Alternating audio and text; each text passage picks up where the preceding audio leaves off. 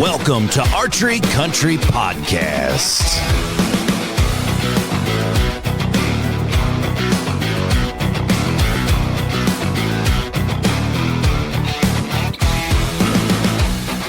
Good morning, everybody. Welcome back to Archery Country Podcast. This is Big Wade, your host, and thank you for tuning in.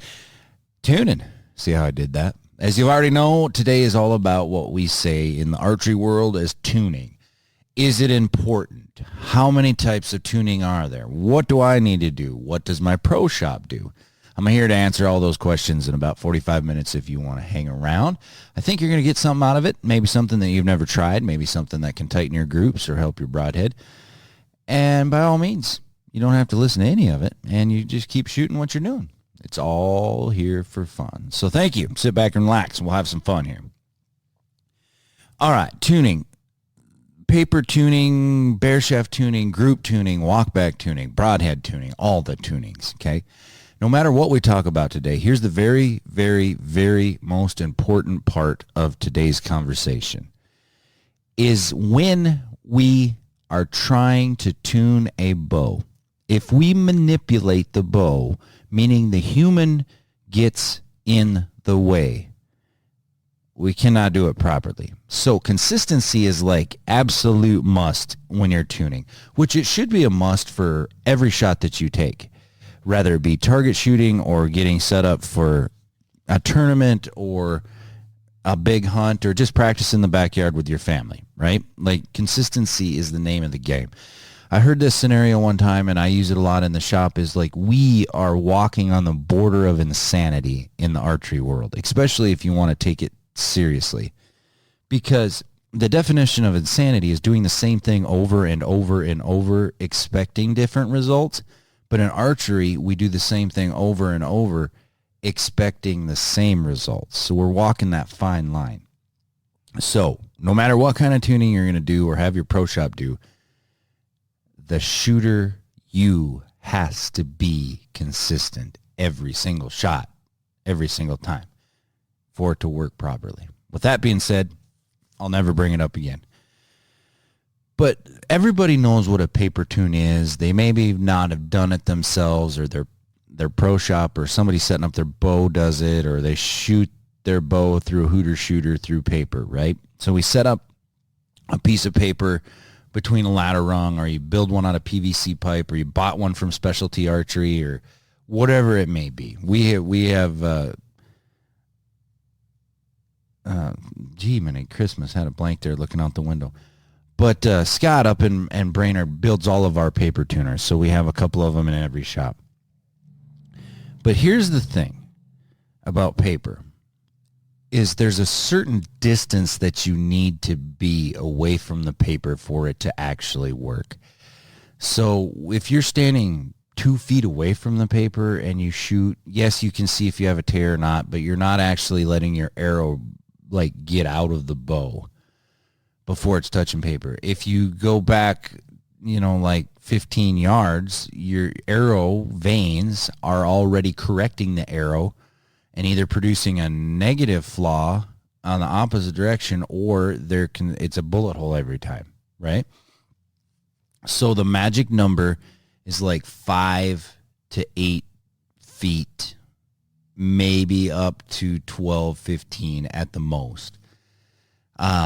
What we always do is, I'm 6'2". I spread my arms out fingertip to fingertip, and then that's where the end of the arrow is going to be.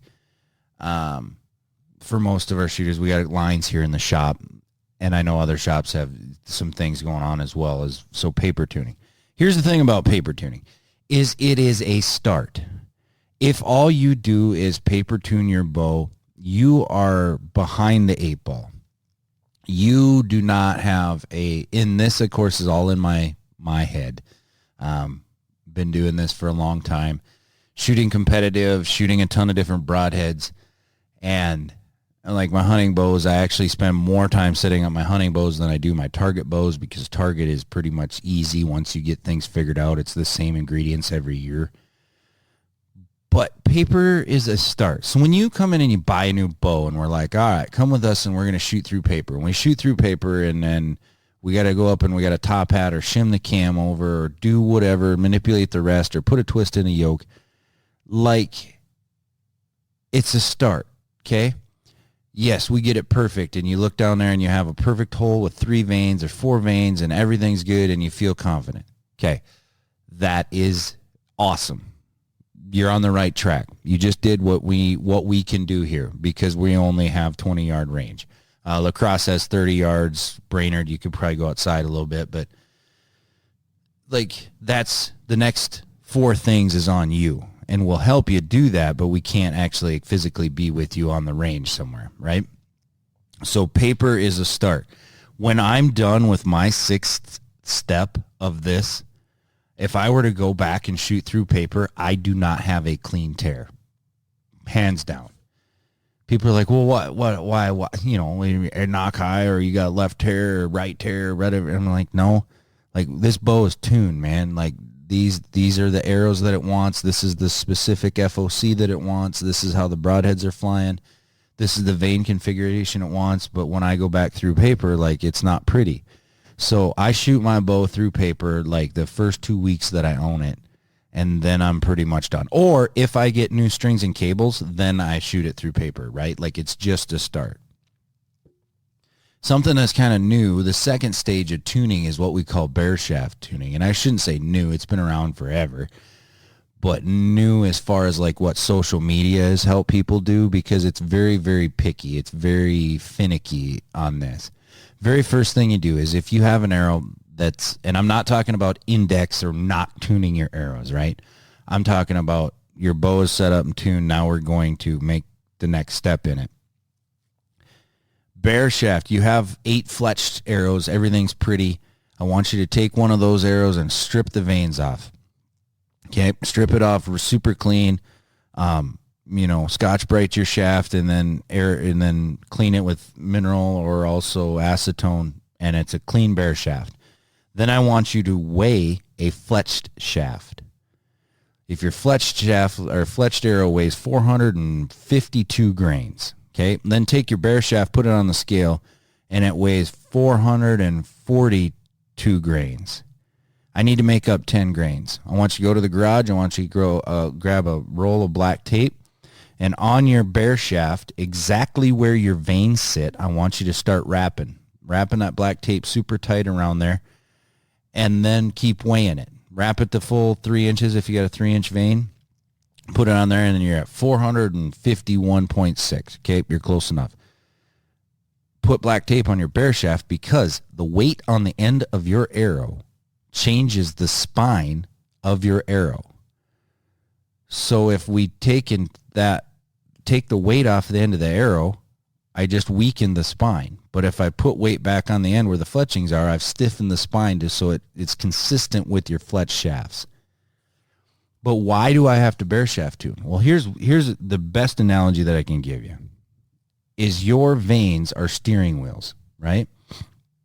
If I want to see if my car's aligned and I start it in a straight line and I go down about 30 yards and by that time the car has drifted off to the left so bad because I have a left cant in my tires, I need to fix that.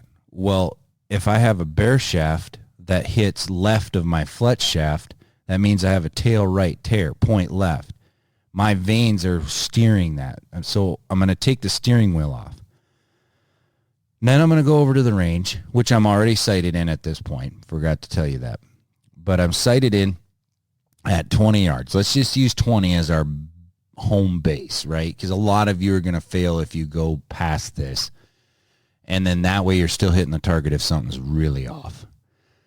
But 20 yards, I take a fletched arrow and I put it right in the center of the bullseye.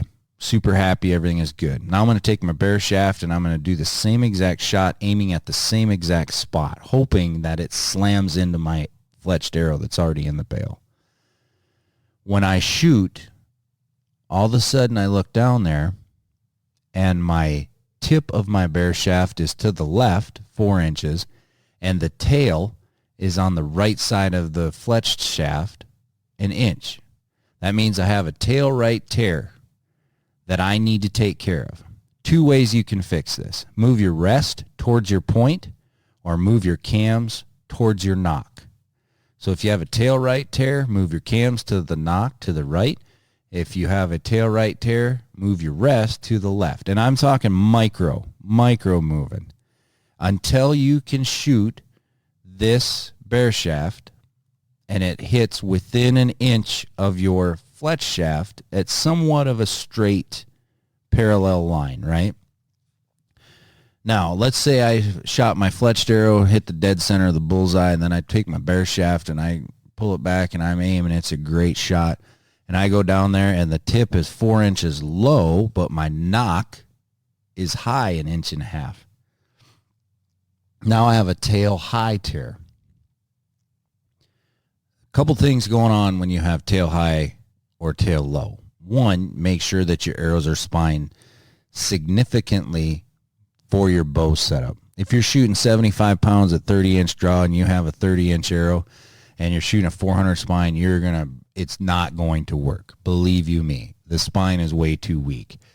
If you have a 340 spine arrow and you're shooting 70 pounds, 28 inches, but you decide that you need to do ranch fairy shit and have 600 grains up front, like a 340 spine arrow is not stiff enough. You have to have the adequate spine for your setup, no matter if you like FOC or not. I love FOC. I don't agree with extreme FOC, but I love FOC. So I always end up spining because I'm usually like 50 to 75 grain inserts with 125 grain point. I always run 100, but we work enough in the shop that we experiment a little bit. So make sure that your arrow spine is good before you even start any of this. But I walk down there and the tip is low and the nock is high. If my arrow is spined correctly, and I know that, or the pro shop is pretty sure that it is, then you need to raise your rest. Bring the point up to your fletched. Micro adjust. Do a little click, go back, shoot it again. Go do a little click, go back, shoot it again. Now you want to keep, when you're doing highs and lows, you want to make sure that your bow is in time. If you don't have a draw board, have your buddy draw or take a video and watch. You want your cams in sync. Your draw stops have to hit both cables at the same exact time, every time. That could cause high and low tears. So there's a lot of things to think about here. But what bear shaft tuning is doing is it's telling you, my bow likes this for this reason.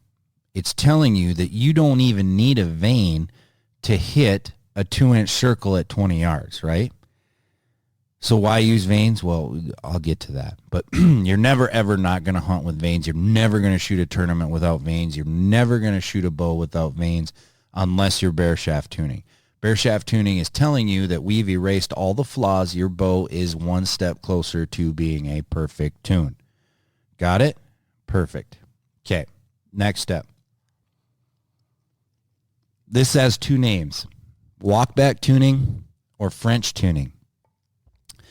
How many times have you guys gotten a new rig or new sight or new set of arrows and you sight in at 20 yards indoor and you are just blistering the target, like you are rocking it. You feel better than you ever have. You walk back to 30 and things are still good. You walk back to 40 and all of a sudden you're about a half inch to the right. You walk back to 60 and now you're 1.5 inches to the right. You go back to 80 and you're 5 inches to the right. And you click that sight over and you're back on and you're just busting arrows at 80 yards in a group. You walk back to 20 and you're like 2 inches to the left. Super annoying, right? Somewhere in that first, second, third access in my rest in the bow, something's off. So walk back tuning, this is how you're going to do it.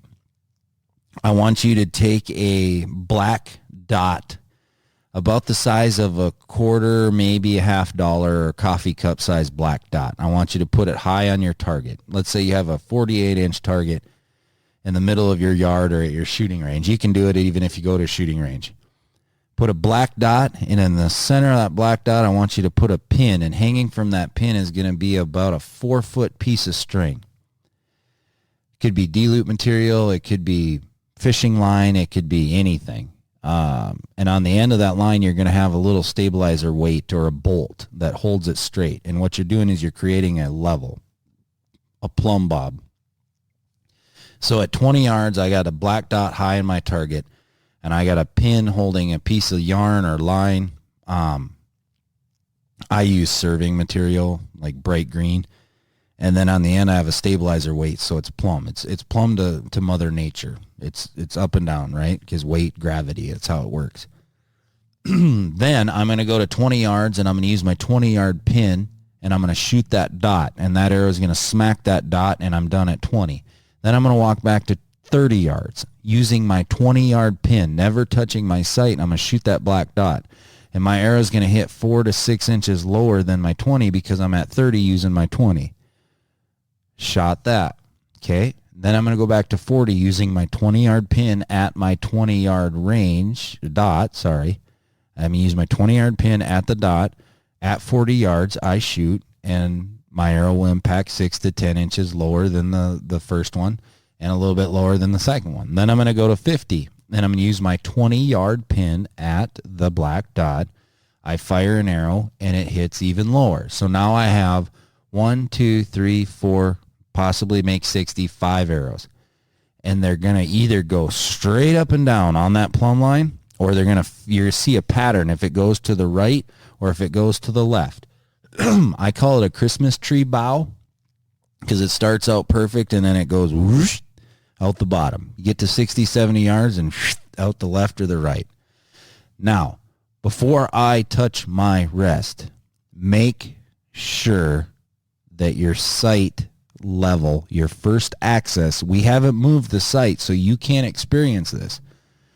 But you make sure that you have somebody, if you can't do it, a pro shop, make sure that your first access on your sight is perfect. That bar, especially a driver's sight, right? But even a fixed pin. You don't want your 60-yard pin when you move your sight up and down to be off. But before you just make sure that happens. That's just standard protocol. Like, I'm taking a lot of assumptions in that you guys and gals know that kind of thing, but just ask if you don't know. But anyway, so I took a picture, or I walked up, and now my 20-yard shot is perfect in the center. My 30 is touching the line on the right side. My 40 is about a half inch to the right. My 50 is 2 inches to the right. My 60-yard shot is 5 inches to the right of the center plumb line. What do? Easiest tuning part of this whole series. Take your rest. Micro click it a 32nd of an inch to the left. Go do it again. Pull your arrows. 20, 20, 30. Don't move your sight. Use your 20-yard pin at the black dot. 40, use your 20-yard pin at the black dot. 50. Now I walk up, and my 20 is dead in the center. My 30 is splitting the line. My 40 is touching the line. My 50 is an inch to the right. My 60 is 2 inches to the right. I'm almost there. Loosen up your rest. Micro adjust that a 64th to a 32nd of an inch to the left. Tighten it down. Do it again until arrow number 1 with your 20-yard pin is in the black dot, and arrow number 5 at 60 yards is hitting the line. If you make a bad shot in any of this, if you make a bad shot bare shaft tuning, paper tuning, or walk back tuning, by all means just be honest with yourself and go pull the arrow. If you flub or you flinch or you punch and you know it's a terrible shot, just go pull the arrow. Take it out of the equation, right? So that's walk back or French tuning. Very, very, very important part that nobody does anymore. I don't know why this has gone away. All they do is they reach up and they move their sight and they're like, oh, yeah, it's good. I'm not doing this tips and tricks deal for, it's good, because you're probably not listening to this podcast if you're an archer that's, it's good. Okay? I don't care if you have 11 inches on a whitetail or you aim further back and shoot a big, huge broadhead. Like, that's cool. I get it. Like, I understand it, but I'm not it's good kind of guy. When people come in and buy a bow from me, I don't take that as a, it's good. I don't set up bows, it's good. I set up bows so that it's perfect and that we can build off of that foundation to get you to where you're super, super happy and you've never shot this good. That's my job, right? That's Keith's job. That's John's. That's Buck's. That's Dan's. That's Seth's, Eric's, Jason's, Brady's. Everybody's job. Build the bow perfect. Help you tune to you so you will shoot better than you've ever shot before. So you enjoy it. If you enjoy archery and you enjoy shooting, you're going to shoot more. You're going to shoot better. When you get a target animal in front of you, instinct's going to take over. And even if you completely lose your freaking mind, still going to kill. Okay? That's our job. Now, I've done the paper tune. I've done the bear shaft tune. I've done the walkback tune. Most of you are pretty much set, right? You want to take it a step further? It's called a group tune. This is something that I'm going to say, I'm going to put a disclaimer out there. You have to be very careful that you have a home base written down or pictures documented in your phone. So you've got this far and you're both shooting really good, but you think that maybe I can shrink that group from a 5-inch pattern at 60 yards to a 3-inch group at 60 yards. Bless your heart. I love it. Okay, let's do it. But before you touch anything, take pictures, Sharpie mark, so that you know you can go home. I have I actually brought it in today and it's sitting right next to me. It's a little black notebook that has bow builds back from 2016. Target bows and hunting bows. Actually, when I won the flights in Vegas and shot a 900, a gentleman that I'm pretty good friends with helped me out and he said, all right, this is what you need to do, dude. Like, write all of this down. Write your arrow build, write your peep height, write your D-loop material, write, what poundage, what your holding weight is, your measurement of your rest, like write it all down so you have it. So I did that, and then I just got in a habit. Like, I'm kind of a OCD nerd, so like I have this black deal, and then I'll show anybody this book if they ever want to come in and look at it. Because I've switched things over the years. And, there's kind of a star system. If it's 5-star, it's like the best I've ever shot. If it's 3-star, I liked it, but it wasn't, the most accurate. I didn't get along with that rig for some reason. But document everything. Now, group tuning, and I give credit to a lady by the name of Paige Pierce. Tim Gillingham has done this a little bit. Levi Morgan has talked about it, and I'm not being a name dropper, but that's kind of like your peoples, right? Paige Pierce does a very, very good job of explaining this on her YouTube series, Instagram. I think you can still access all of her previous posts on this stuff. But I will shoot a group at a yardage that I'm fairly certain I'm not going to miss. Like, I'm pretty confident. Let's just say your confident is 40 yards, right? Perfect. Go to your 40-yard target. And I don't care where you hit. I don't care. I just want you to aim at something that you can see. So if you can't see a 2-inch circle at 40 yards, then get a 4-inch circle or a crosshairs or a triangle or anything that you can actually put your pin on every shot, right? And I want you to shoot no less than 5, no more than 10 in a group, okay? Another disclaimer, you are going to bust some knocks and you are going to ruin some fletchings doing this. Let's just be honest. That's fun. It's cool. I'll fix them for you. But, so, walk back to 40. Draw your bow back. Shoot 6 arrows. And then you've created a group. You're aiming at the same spot every time. Never aim off and never adjust your sight. And you walk down there. And you can take like a piece of D-loop material or a tape measure or anything that you have. Take a picture of your phone is what I do. And you have a diameter of a group, right? Again, if you have a bad arrow, just make sure that you go and pull that arrow right as you shoot it. Use a pair of binoculars so you can see where it is. I went down there at 40 yards and I shot a 5-inch circle All of my 7 arrows, 6 arrows are in within 5 inches of each other. Again, I do not care where you hit. Not worried about hitting the bullseye. Now I'm going to go back after I've documented and took pictures of where my rest is. Okay, this is all with your rest. You can do it with let off and mod switching and doing that, but we're not going to talk about that today. What I'm going to do is home base, got a Sharpie mark. I'm going to bump my rest up 2 clicks, 3 clicks. If you don't have micro adjust, you should always have a line and just go up like, again, a 32nd of an inch, maybe an eighth. Then I'm going to shoot another group of 6, 7 arrows. If I go down there and it's tighter, you're onto something. If I had a 5-inch group the very first time at home base and now I go down there and like, boom, there's 7 arrows in a 3-inch group and there's one off just a little bit, I just came onto something. If I go down there and my 5-inch group now is a 10-inch group, okay, you still accomplish something. You figured out that that's not going to work. That now you're shooting tip high and it's not going to work. So go back to home and then lower your rest 2 clicks, 1/8 of an inch, whatever it may be, 32nd of an inch. So then I'm going to shoot again.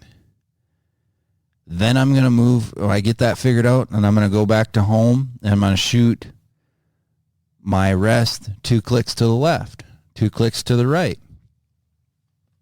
Now, many of you are going, well, Wayne, why after I did a paper tune, and then I did a bare shaft tune at 20, and then I did a walkback tune, and everything's good, now why am I going to mess with stuff? Because you're building the most forgiving bow setup you can. If you don't feel comfortable doing this part, the group tuning, then don't do it, okay?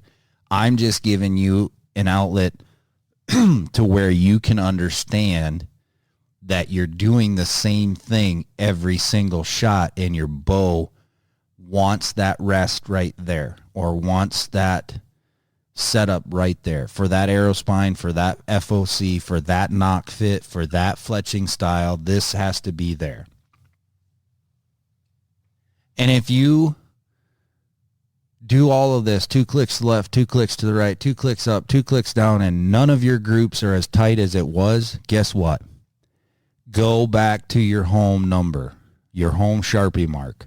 You've already figured it out. So that's group tuning. I'm going to say this, and I want you to take it into consideration. Don't do it when it's 25 mile an hour winds. Don't do it. You can do it when it's raining, like a light mist or a sprinkle, but don't do it when it's a heavy rain. This is all of your tuning should be done like in pretty optimal conditions, right? Nice, bright, bluebird, sunny day, winds 5 to 7 miles an hour, good, clean target face, comfortable. You know, you're not super hot. You didn't go and unload a hay rack of hay, or you didn't work on a cement truck all day long. Like, just do it on a Sunday morning, or do something when you're fresh, your bow's good, the weather's good.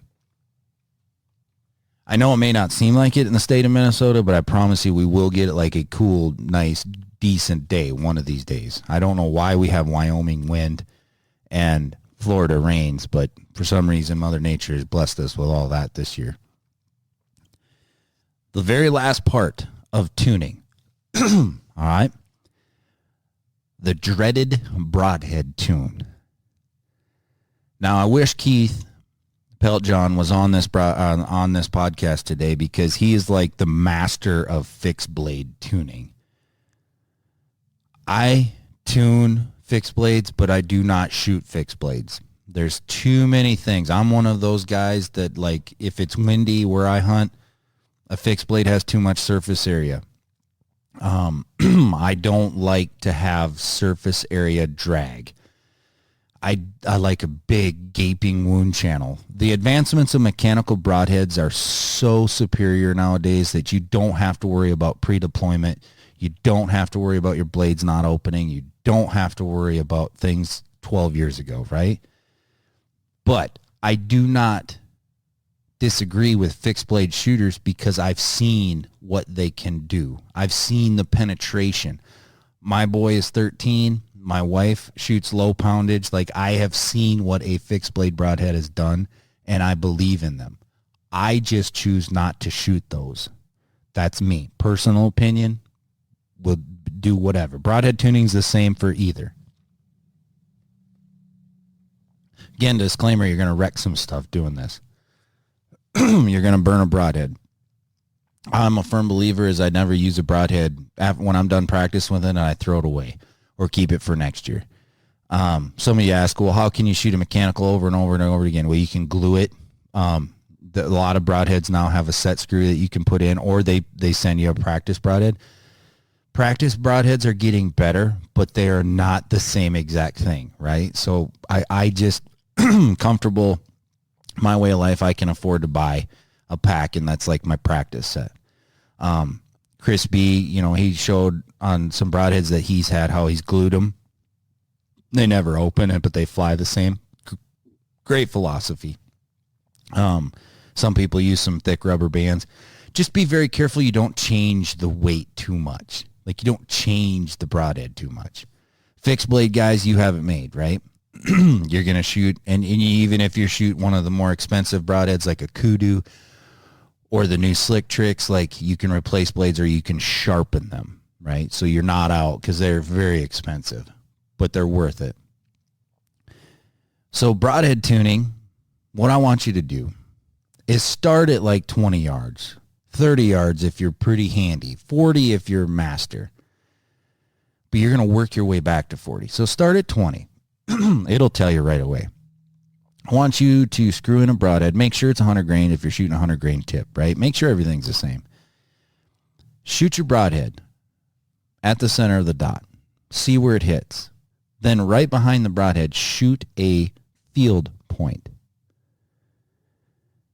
The reason you shoot your broadhead first is because if you're already broadhead tuned, your fixed blade broadhead or your mechanical will rip the living dog crap out of your veins and nocks.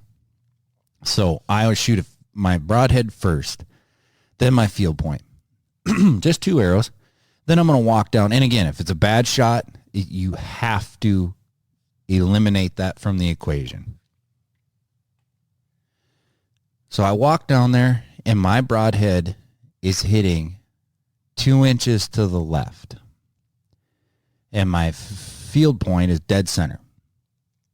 Okay, we're pretty close. If you're like 6 or 7, 8 inches, then it's horrible, but we'll fix it. So my broadhead is hitting to the left of my field point. Rewind and remember when we did our bear shaft tune, it was the same thing. That means I have a tail right tear. My broadhead is to the left of my field point, tail right tear. 3 ways you can fix this. 1, move your rest to the broadhead. 2, move your cams to the knock end.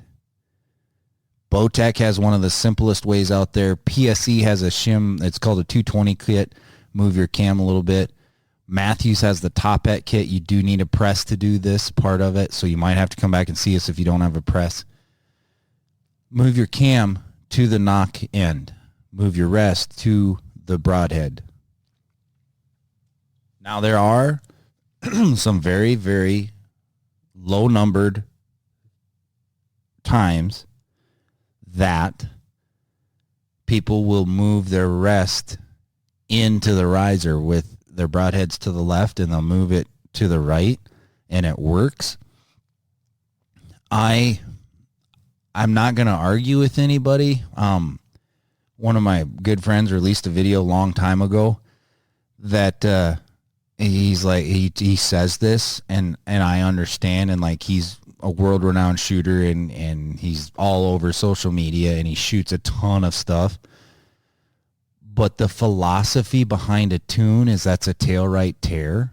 So you need to fix the tail right tear. Yes, even I have done it the opposite way, and it's worked, but like, that's not, I don't believe it's the correct way. So again, move your rest to your broadhead, move your cams to the field or to the knock. If you have a older yoke style setup, like a split yoke or even a single yoke system, and you can't move your cams, well, you can twist the right yoke with a tail right tear and untwist the left yoke. What you're doing is you're creating cam lean. Those days are almost over, thank goodness. But those are the three things you can do. Then I go back to 20. Then I shoot my broadhead. After I'd made this adjustment, I shoot my broadhead. Then I shoot my field tip, and I go down there, and they're a half inch apart. I'm done. Then I can go back to 40 and see if I need to manipulate it a little bit more, or if you're happy, you're happy. The lazy or uneducated way to do this is to sight in with your broadheads, right? That's as if you pick up your bow September 10th and you shoot broadheads and they hit to the left of your field points and you just sight into your broadheads. I'm not saying it's not going to work, but here's what's happening. When that arrow shaft hits that target or that animal at that distance, it's not going in perfectly straight. So A, I've robbed kinetic energy.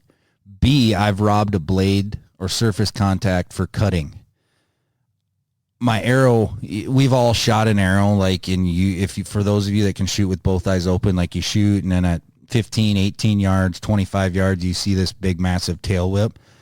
Like your arrow is correcting itself and your vanes have established something is wrong. Like you don't want your arrow to hit your target or your animal sideways. Like that's common sense, right? So I don't agree with just sighting into your broadheads. I agree with tuning. Now, a lot of people ask, well, can you just do this for me? Well, yes, I can, but I'm not you. Okay, I don't hold the bow like you do. I don't anchor like you do. We do offer a broadhead tune. We will not do it on spot. You will leave the bow with us. It does cost money because we don't shoot broadheads in our shop. Unless you bring your target, then we can help you. But we do not shoot broadheads at our targets or allow anybody to shoot broadheads at our target. We will do a broadhead tune for you after hours, before or after we open and close, and it does cost money. But if you don't have the time or the target or the range to do it, we can do it for you. Just a reminder, it's not you, it's us. So some of us can shoot pretty dang good, right? And again, I'm not bragging, I'm using knowledge and I'm using, everything that we've learned, and all of us can do it for you. But if you can do it, you're that much closer to having the most forgiving setup. And people always ask me, it's like, well, what do you mean the most forgiving setup? Like it draws easy or I can hold it forever? No, has nothing to do with that. The most forgiving setup is if you flub a shot, if you accidentally touch that off and you're not exactly perfect, or you're torquing the bow just a little bit, or you're super excited, or your palms are sweaty, or something happens. If you have the most forgiving setup dialed in with your bow and arrow, you can get away with a lot, right? Your arrow's still going to impact within an inch of the other arrows, the perfect shots. That's forgiving. If you flub a shot and your arrow is 12 and a half inches away from your group, that's not a forgiving setup. Something's wrong with your tune. So those are just some ideas that are going to help you. I can get into vane correctiveness. Like I can get into how to build your vanes and your arrows. And there's a lot of individuals out there who are starting to build their own, and they're going off of the cosmetic design of what others are doing, which is great. Like, be careful. I still hands down will tell you that a factory fletched arrow can be just as accurate as a custom fletched arrow, but some of us don't like shooting odd vane up. Some of us like all the same color. Some of us are, colorblind to certain colors, and we want our own like little signature touch. Like, I get it. I build all my own custom arrows. I haven't bought a factory fletched arrow in 10 years because I enjoy doing it. I want my own color. I want my own style. I four fletch a lot of stuff. A lot of people think that that's overkill and a 3-fletch will do just as good, and you are correct. A 3-fletch with the correct vein will do just the same as a 4-fletch. Because a 4-fletch, if you go too big with a 4-fletch, you create too much drag. At longer distances, you start to slow that arrow down so much that you create a parachute effect. That's when you can see the big whale tail, the big, it doesn't work. Might be that you have too much helical, too much vein, or a 4-fletch is too big of veins. I also 3-fletch a lot of arrows with like an AAE Air Razor 2.6, Fusion Q2I, Fusion 2 3-inch vein, Boning X vein, X3 vein, 3-inch vein. When I 3-fletch, I step up my vein size to about 2.5 to 3 inches. When I 4-fletch, I have 4 veins that are 2 inches to 2.25, maybe a 2.5. I've 4-fletched AAE 2.6s for a long time. Now I've gone down a little smaller to like an AAE Air Razor Pro, a Fusion Q2I 2.25, 2.0. So if you do mathematics, if you're thinking of this and you're like, all right, surface area, that's length and width, or height, not width, but like add it all up. 3 veins that are 2.6 inches long and 3/8 high versus 4 veins that are 2.25 that are, half inch high.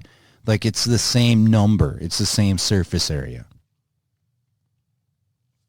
If you're a fixed blade guru and you shoot like a 2-blade, it's going to be hard for you to match up your veins. A lot of individuals will run their vein or their broadhead. They'll glue in their insert with their broadhead so that the broadhead is perfectly parallel or horizontal to their veins. So you have the 3 veins, a triangle, and they're matching the bottom plane, right?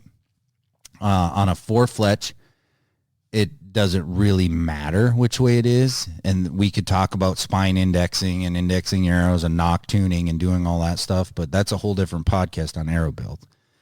Vein configuration will correct your arrow, and it will correct it, but you want to make sure that it corrects it just enough, not too much. Unless you are a whitetail, bear, turkey hunter that's 40 yards and under, then it doesn't matter. And yes, I just said that on air. If you shoot 40 and under, like, it doesn't matter, dude. Put whatever color veins, whatever long, however big a wrap, whatever you want to do it. With that being said, I'm going to take just a second here and thank one of the greatest companies in the world, our company. This episode is brought to you by Archery Country, some of the best pro shops in North America. You can find at 4 locations: Waite Park, Minnesota, Brainerd, Minnesota, Rogers, Minnesota, or our brand new location down in La Crosse, Wisconsin. Check us out on the World Wide Web at archerycountry.com. Everything that you need in the industry to make your hunt better, to make your shooting competitions better, or simply to make your equipment better. We're here for you. Knowledgeable staff, friendly staff, and awesome turnaround times. Thank you from Archery Country. So you guys got it. Got your new bow. You got an old bow. You just got new strings. Paper tune is a start. Bear shaft tuning, if you want to dabble in that, go ahead and do it at 20, 30 yards. Don't do it any further than that. You're going to have terrible expectations, or you're going to have great expectations and terrible outcomes. Walk back tune. Do not forget about your walk back tune. Rewind this and listen to it again. Pause it when you're out on the range. Group tune, something that target archers have been doing for decades. You should probably incorporate it into yours just to see what the most forgiving setup is. And then a broadhead tune.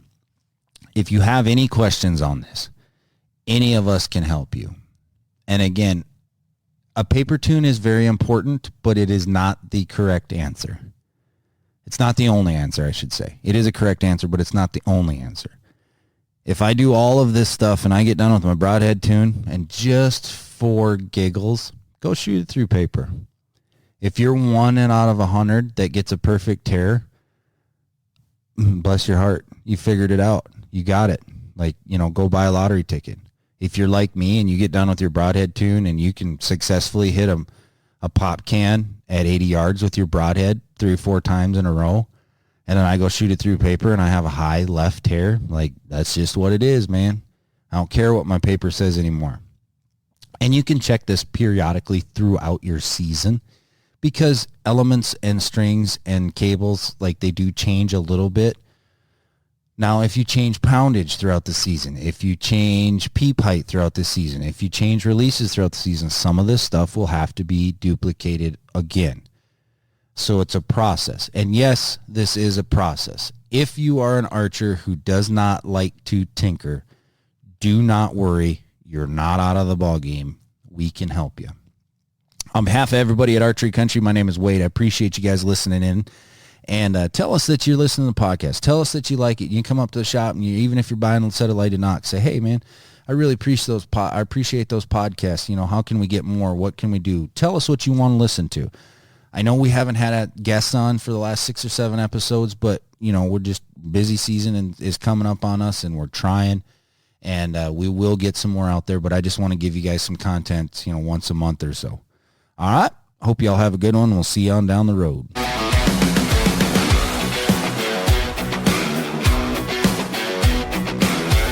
Thank you for listening to Archery Country Podcast.